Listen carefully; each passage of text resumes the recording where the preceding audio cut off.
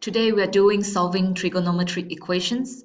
For the first question, it says solve exactly for x when x is in the domain of 0 to 3 pi for sine x equals to -half. So by looking at this question, we know that we have to find the value of x, and x will be all the solutions in this given domain. So the first thing that we need to do is we need to determine whether the domain has changed or not. But for this question, considering sine x is still used, the domain is not changed. So we will just keep the domain as between 0 to 3 pi. After this is done, we have to determine which quadrant will the corresponding angles be. So in order to determine which quadrant the angles will be, we need to find whether sine has a positive or negative value. So in this question, sine has a negative value. So according to all CVU teachers cute or all science teachers crazy, up to you. We know that for the first quadrant and the second quadrant, sine has a positive value. And for the third and the fourth quadrant, sine has a negative value.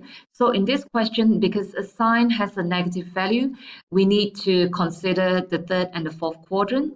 So the angles on the third and the fourth quadrant needs to be placed within this and this range. So it's also important to note that too. So now that we know this, we need to find the value of the angles.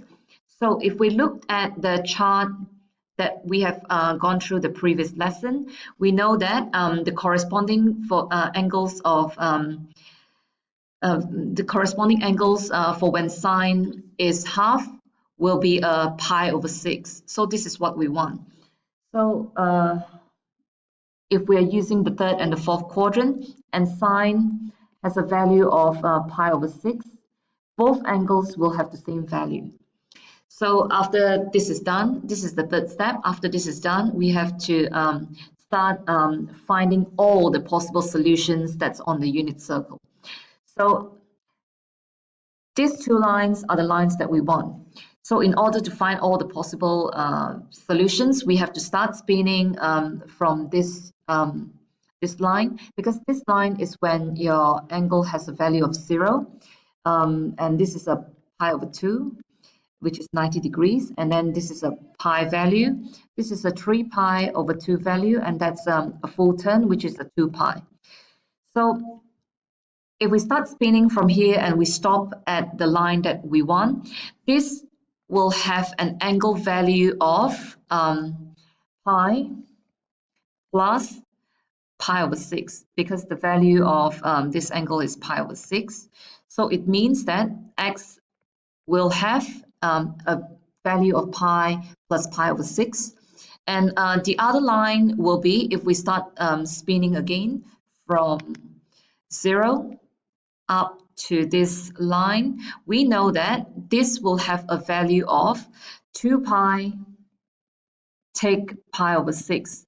So what I'm doing is I'm using a full turn, and I take pi over 6 out from the full turn to get the value. So because of this, we know that x has two values, which is 7 pi over 6 and 11 pi over 6. So